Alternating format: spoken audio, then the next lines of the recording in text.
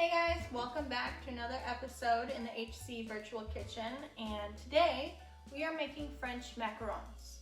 Now, that is not to be confused with the coconut macaroon, which is also quite delicious. But today we're focusing on the French cookie, which can be difficult to make. But this video will show you how to nail some of the important techniques to making a perfect French macaron cookie.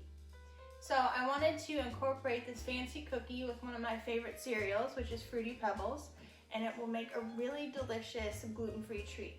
So let's get started. Let's start with the dry ingredients. We'll start off by weighing out 125 grams of almond flour,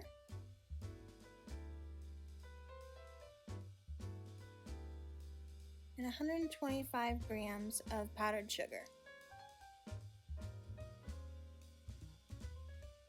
Get as close as you can, and then we'll start sifting it to get out any big lumps or chunks of almond or powdered sugar.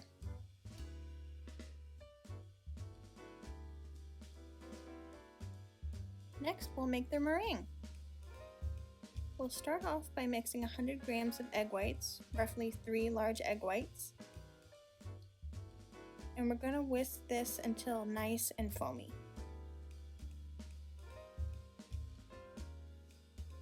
We'll then add a quarter teaspoon of cream of tartar and beat it again until you start seeing trails, basically little swirls here in your egg whites. Gradually add 90 grams of granulated sugar and whisk on medium-high until you get soft peaks. Then add in your desired color. I like gel food coloring. And then we're going to whisk this on high until we get stiff peaks. Now this wasn't the exact color I was looking for, so I add a little bit at a time until I get my desired color.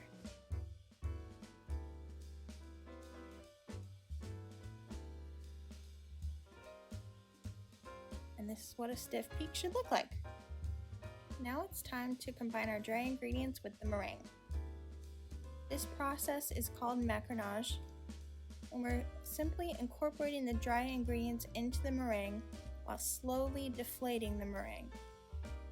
We want to fold because we don't want to do this process too quickly. Keep folding, and you're looking to create a figure 8 once the batter drops off your spoon. Now it's macaron time. We'll transfer the batter into a piping bag. I like to use a template here so I get the same size every time. And you're looking to slowly squeeze, swish, and flick.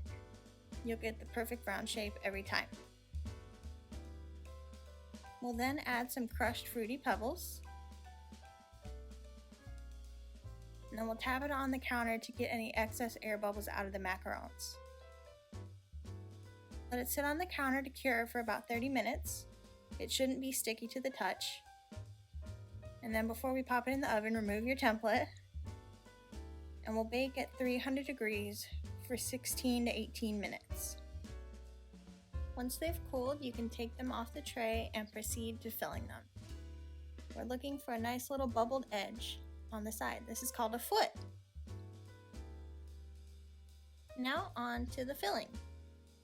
You can use whatever you'd like. I chose to do a Swiss meringue buttercream and folded in some crushed Fruity Pebbles to really bring out the Fruity Pebble flavor. This time we don't have to worry about deflating our frosting. But I'd like to transfer this into a piping bag and we can fill up the macarons. Once you've loaded up your frosting or filling into a piping bag, this makes it easiest.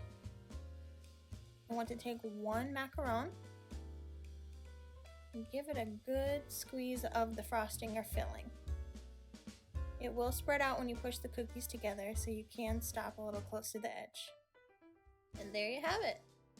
Well guys, I hope you enjoyed that tutorial on how to make a macaron. I know it might be a little bit tricky to travel right now, but hopefully this recipe brings you a little bit closer to France. So, until next time, I'll see you guys soon. Bye!